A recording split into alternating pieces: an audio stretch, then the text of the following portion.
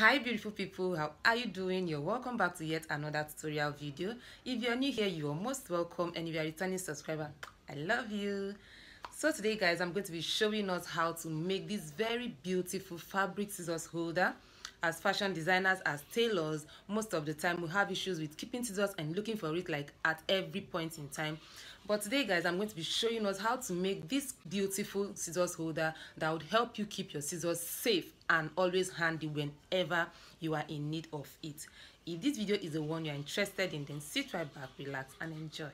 I have this on equal pattern paper for this tutorial with the measurement of the longer side, which is this part 13 inches and this other side 11 inches. And on one end of the 11 inches, I mark 9 inches, that is taking 2 inches away from the 11 inches. And then I mark a slant line from the 9 inches to the other end of the pattern paper, and then cut that out. And then from this point that I have 9 inches left, I'm going to be marking 3.5 inches from this point. So I have here 3.5 inches, and I also come down here by 3.5 inches. And from this point of 3.5 inches, I'm going to be coming down by 5 inches. So this is 5 inches mark. So I have these 3 points that I'm going to be ruling out as a straight line to converge at this other point of the pattern paper.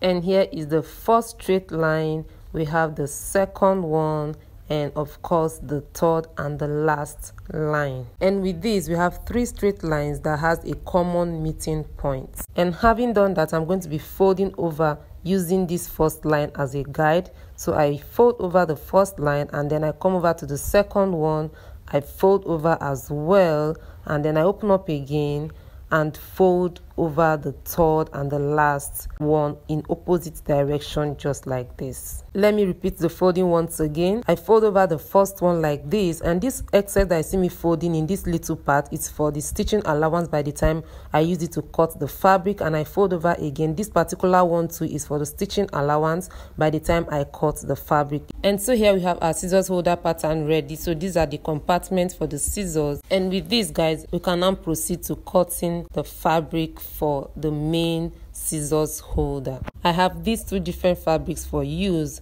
and first of all I place the pattern paper on the fabric, and as you can see I still have all my points that shows where the lines are, and then I place on the fabric and cut out. And after cutting out the main pattern, I mark out the points that I notched on the pattern paper so that I can easily identify where to fold on the fabric itself, and I also get to notch the fabric as well. And now that we are left with just the fabric, I fold over just like this using the notched area as a guide, and I also iron it out to serve as a guide to know exactly where to fold, because these lines would easily disappear on a fabric unlike on the pattern paper.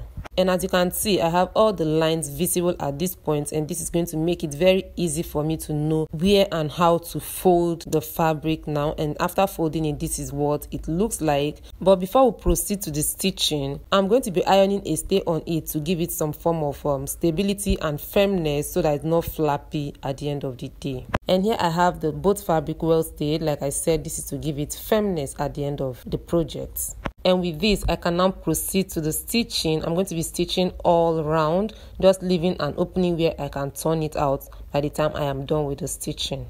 And here I have it all stitched with an opening where I can turn it inside out. And here is the opening through which I'm going to be turning everything inside out. But before I do that, I'll be cutting off the tips so that it can give me a sharp edge by the time I am done turning and ironing it. And here we have it turned inside out and then properly ironed. So this is what we have. And then following my lines as guide, I'm going to be folding exactly on the lines I have on the fabric. And here I have it well folded as it should, and this is what I have. My scissors holder is already taking shape, or has already taken shape. I'm still going to be stitching down. This is not the end, so I open and I stitch this part, also stitch on this part, and finally on this part.